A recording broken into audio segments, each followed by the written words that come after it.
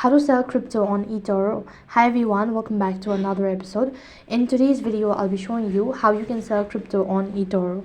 So in order to sell crypto on Etoro, you'll have to go ahead and make sure to log in into your Etoro account first of all. Once you're logged in, that's going to take you to the other interface. Then after that, you need to go ahead and tap on exchange, or you can just go ahead and tap on buy, sell, whatsoever. And once you've done that, you'll be able to see variety of cryptocurrencies. So from there, you need to go ahead and select what you actually want to sell. Once you're done selecting the asset, go ahead and enter in the exact amount. And after that, you need to log in once again and then go to the profile section and select the cryptocurrency they want to sell and click red cross icon on the close trade.